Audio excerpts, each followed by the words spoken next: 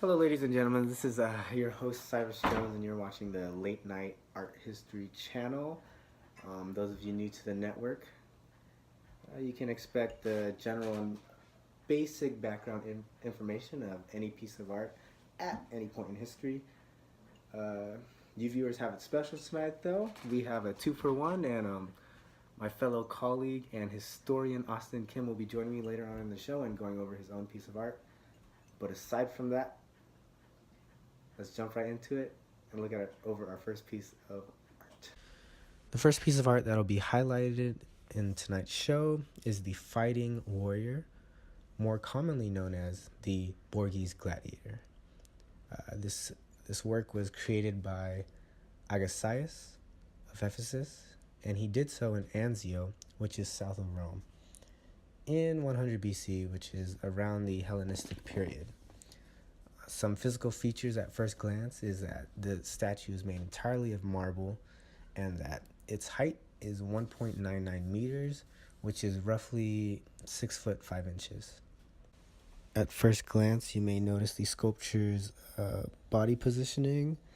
This is an example of contrapposal, which has to do with weight shift and the fact that if one body part is moving, the rest of the body is affected. We see this where the torso is forward and the left arm is upright and raised.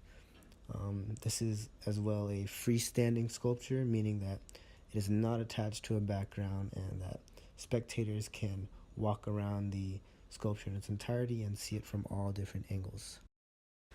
Although the sculpture itself has been signed by Agasias of Ephesus, there has been controversy regarding its placement in Greek art. The sculpture is very similar to the works of Lysippos, who was a great bronze sculptor of the 4th century BC. The Borghese Gladiator has been claimed to be a Hellenistic copy made specifically for a Roman client. This theory has been confirmed due to the presence of the tree stump having to support the sculpture in itself. Because originally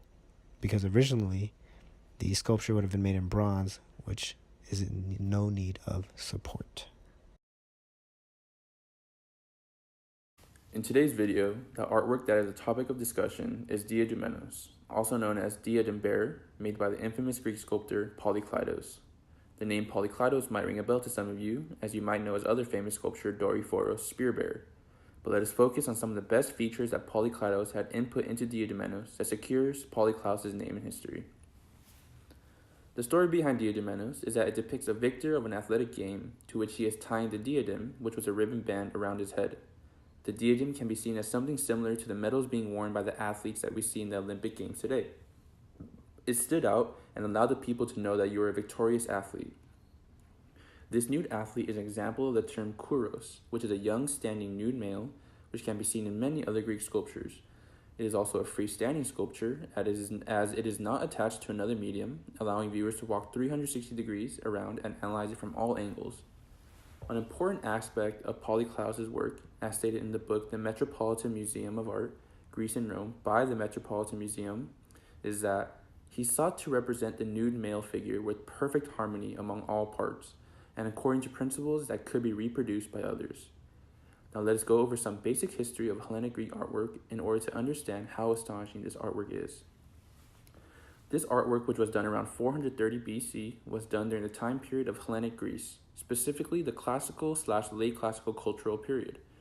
Looking at the sculpture, you are able to see the magnificent contrapposto, as Diadomenos has his weight on his right leg stepping forward, the curvilinear structure of his spine, and a slight head tilt. The material that this sculpture is made out of is marble. However, this is not the original artwork that Polykleitos had created himself. Now, while original Greek sculptures were made out of bronze, there are many Roman recreations in which for their renditions they used the material marble.